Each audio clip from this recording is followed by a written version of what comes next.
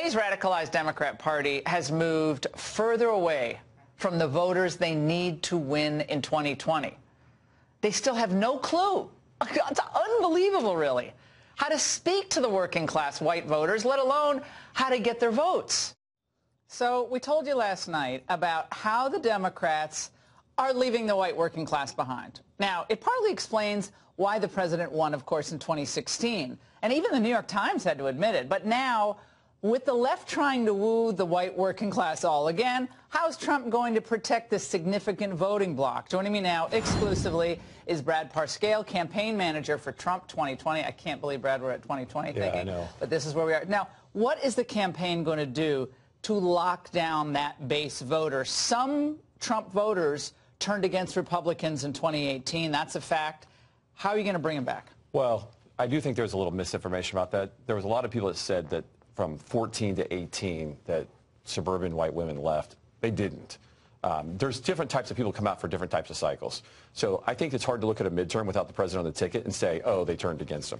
Now, look, I think the president has done things. I mean, if you look at the budget, you know, with family leave, I think if you look at what we've done and the way the president's pushing against socialized medicine, and do suburban moms really want... What do you mean socialized medicine? Like, what, pushing against what they want. Oh, they want bureaucrat, they're pushing against that, meaning that, you know, do these moms really want their kids sitting in lines waiting to say, hey, can we get, you know... But they freak out. The women freak out because of the tweets, the tone. Yeah. I can't tell you how many women that I talk to, like, I like the money in my pocket. I wish you wouldn't tweet so much. And I always say, look, it's like, that's part of who he is. He connects with the voters that way. That's how he does it. But for women, it's like they love the charming Trump. They love Trump with the arm around someone, a little self-deprecating, which we see. Yep. And I've said this on the show many times, so if he's watching, he knows what I'm saying. But women like that kind of charm. Obama had it. Clinton has it. And Trump does have it. He does have it. How does he deploy it more effectively? Well, they also don't like to show it. And maybe that's something we need to show more. One thing I always say when I get interviewed is how great he is in person and how funny he is. And you probably know this, too. I mean, I've sat on Air Force One while he's throwing starbursts at me. You know, I mean, he's actually a fun guy. And he really likes people. But he sees it as a sign of weakness to come out on stage and try to be too jokey. He's like, this is serious business. I'm the president, and I'm going to kick blank and take names, which people also like. But that is something that I think for this election, they're not going to be they're not going to be caught off guard. The left is like, we're not going to be caught off guard. We were in 2016, no more. Yeah, look, I think we have a lot of candidates. We don't know it's going to be on the other side yet, and what the position the president will take. Look, I think this president is one of the best marketers in American history. I think he understands the people. He understands how to communicate to people. And look, he's going to move in a way based off what the other candidates like. And I think either way, though, I think he's going to stay strong. He's fighting for his country. He did this for no other reason but to save the country. And I don't think he's going to move away from that. And I hope he does it because it's still how we won the election, and it's going to be how he continues to win. Now, there's been floated that Trump could be sabotaging his own 2020. One of my colleagues on Fox, Tucker Carlson, was like, maybe he doesn't really want to run in 2020. And Tucker's not the only person who said that. Others have said that. Is there anything to that? Well, we're building one of the largest political campaign operations in history. I think he's put so much emphasis in what we're building in 2020. I go in weekly and give him these reports. He'd be wasting a considerable amount of time, which he does not like to do. Okay, so we can put that to bed. Yeah. All right, and by the way, I'd hope so for my own job. Yeah, like, what are you going to be doing at Parscale? Yeah. How do you go to work at Madison Avenue? Now, last month, Politico reported that some advisors are telling the president to hold off on 2020 rallies. Now, whose bright idea is that? Is that accurate? No. Because it seems like he gets energized by the rally. No, I don't think that's accurate. What we've talked about doing is mixing official events with campaign rallies. He needs to get out on the road also and talk about all of his achievements, all the promises that have been kept, and get out there and do those things. But rallies aren't going away. We already have a couple in the line for this month. We're going to continue to be out there. The president's going to get out there and engage with people. By the way, they're huge data mining operations for us. They're important for multiple reasons. Yeah, so you're getting emails at these rallies. And, no, cell phone numbers. Oh, cell phone numbers. Okay. The last rally, we got over 100,000 cell phone numbers. Now, people say Brad is so young. He's like this tech guy. They said in 2016, oh, who is this guy, Brad Cook? And then he ends up winning. And now we understand other campaigns are trying to find their own Brad. Yeah. They're bradding it. It's Parscalization, as they called it. Oh, okay. I think that was the term, which became a verb. Parscaling up. Yeah. Look, I think it shows. They all talk about how the president didn't know how to run a campaign. Now they're all trying to copy his campaign. It goes to show, I wish they would copy his policies because he knows the right policies to get the country fixed as well. It's ironic that they've chosen this. But what the fact is, The world's changed. Marketing's being driven more and more to cell phones, technologies, and the internet, and they're chasing it. Or you're going to pinpoint the person on the block who cares about the issue. You're going to get that specific. The people in the house. So families that disagree? Yeah, families disagree. We can target them differently. Look, most of us have our own individual track. It's not by an address. We create our own map and our own steps across the internet, and that's how we track that. And one candidate you're focused on? No, I'm not worried. Look, I just said today, I had to go to the office max and buy a bigger binder because I'm trying to track all these candidates. It's going to get so thick. I mean, I'm flipping through the pages. I think right now I don't see any clear person that is stepping up to the president. Minnesota, could you flip it next time? I think that New Mexico, Minnesota, New Hampshire, Nevada, I think are all good places for us to be right now. You're going to flip one. That's your goal. Oh, yeah. Or two. Or 3 or 4. That's my goal. All right, it'll be a good night if I get more than 2 of those. I know you're at Air Force, Andrews Air Force Base. Early tomorrow morning, yes. Thanks for joining us. Really Thank you very appreciate much. Thank you very much. All right. According to the Hair on Fire media out there chasing ambulances down Pennsylvania Avenue, there's been a report of workplace violence in a large white residence. What we talked about was a possible analogy between what we're seeing in the president and studies of violence and acting out, particularly workplace violence. The question we have to ask ourselves from a behavioral sense is, are we watching a president essentially on his way to what we call a flashpoint? And are we now beginning to see him act out in the form of purging and mass firing and completely not listening to any logic? Are we essentially watching a workplace violence incident play out at the highest level of our government? And is he acting out now? And where does this go if I'm right about that? Can I say holy crap?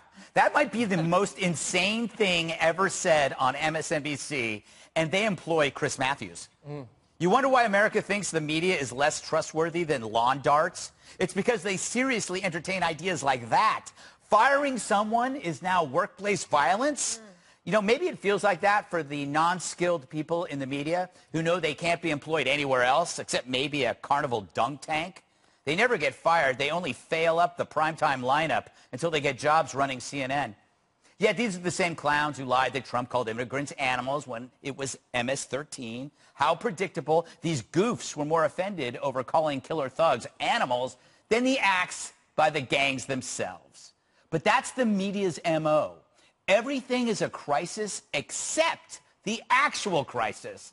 You know, we've all had a friend who, when the booze ran out at a party, would drink from abandoned cups and polish off the Listerine.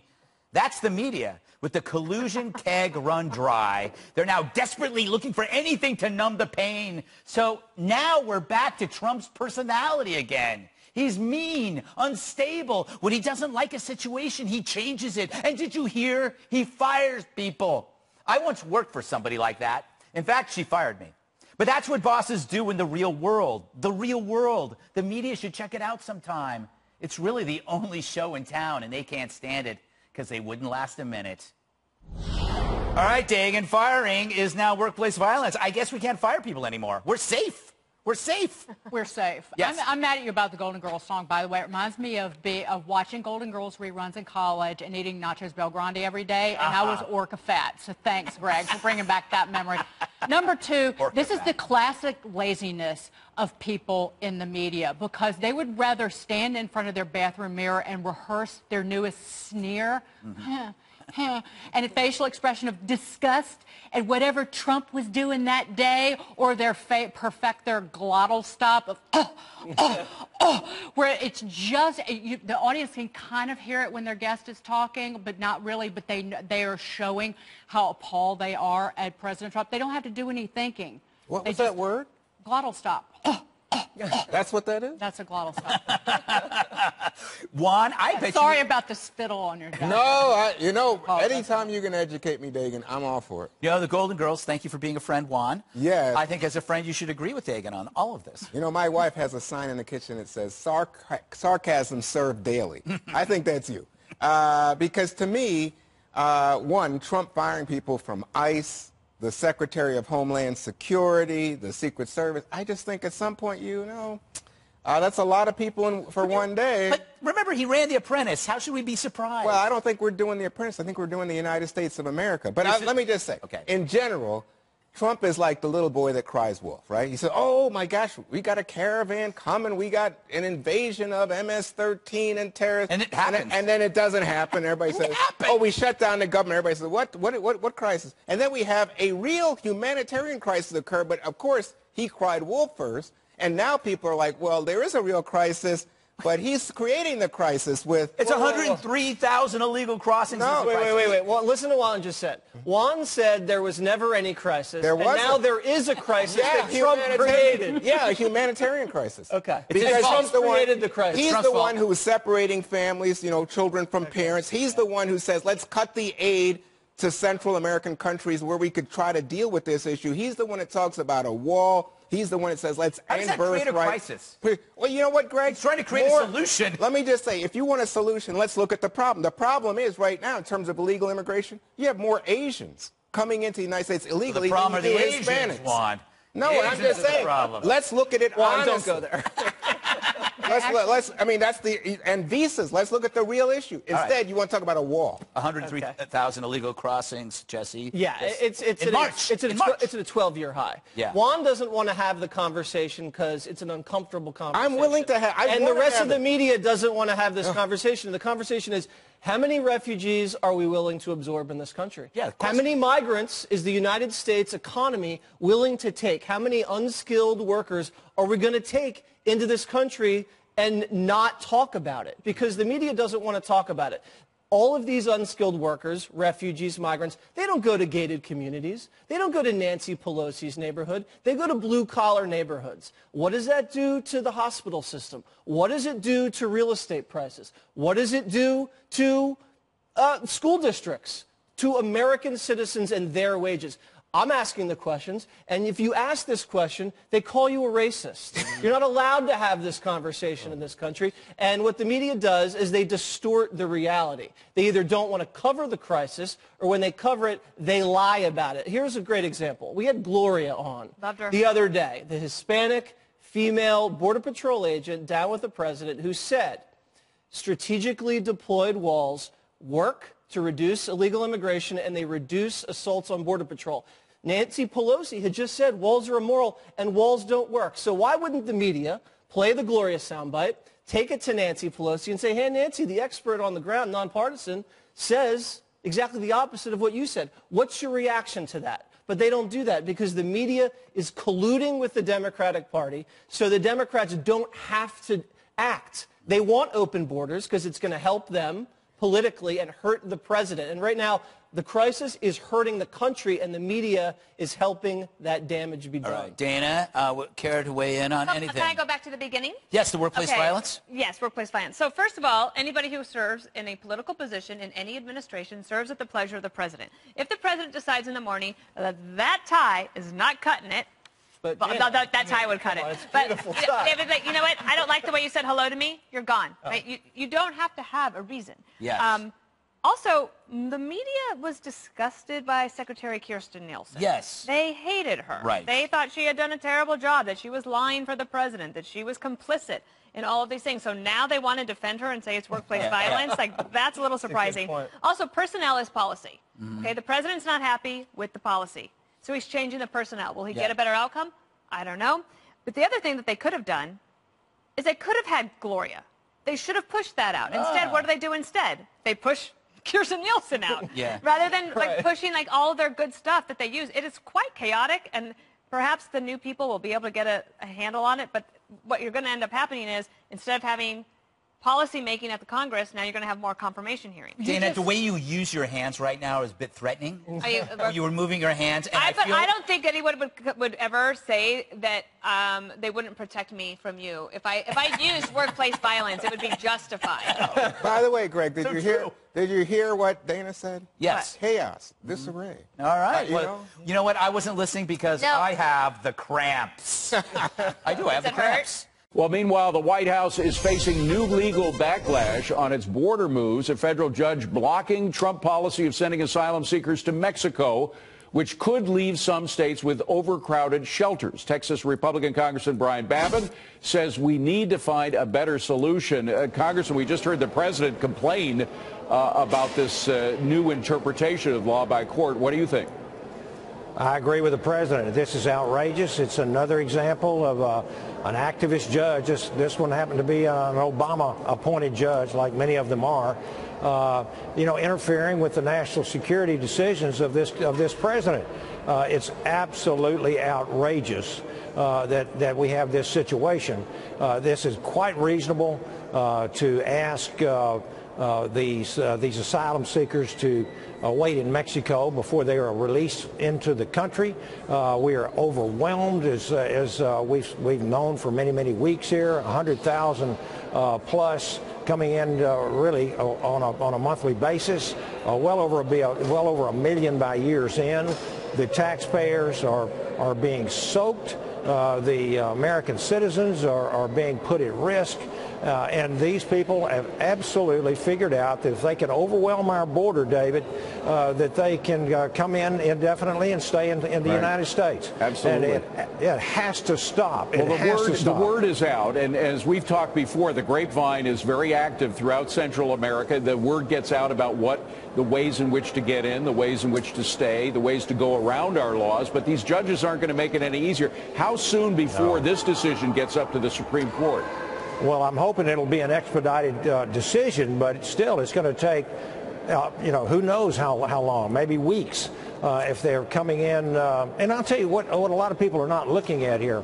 We're talking about bringing, I think you mentioned your previous guest, may have mentioned it, moving up to Dallas to house some of these tens of thousands of people that are coming in illegally. This is moving inland now. It's coming into the great state of Texas now, hundreds of miles from the border. And we cannot afford to see this happen. We're overwhelmed. It absolutely has to stop. And the Department of Homeland Security, I think, should start to be run like a military branch. I think they ought to have a 5-year plan. They ought to have a budget for funding. They ought to have infrastructure, personnel, technology. This thing has to be run. We have to be prepared. And I'm very sad that we were not able to secure this border when we had the majority in the House of Representatives this past session. Of course, we didn't have this kind of a crisis going on, but it is absolutely inexcusable for the opposite side of the aisle to say this is not a problem. And really, I think the truth's out now. Ms. Pelosi. Well, I think the Democrats realize that not only is it a problem, it's a crisis. But now they're blaming the crisis on President Trump. But that's another political issue we don't need to get into here. Congressman, that's right. Best of luck to you. I know you're a part of trying to find a solution to this mess. We hope you do so. Thanks a million. We do. Thank you, David. Appreciate you coming in.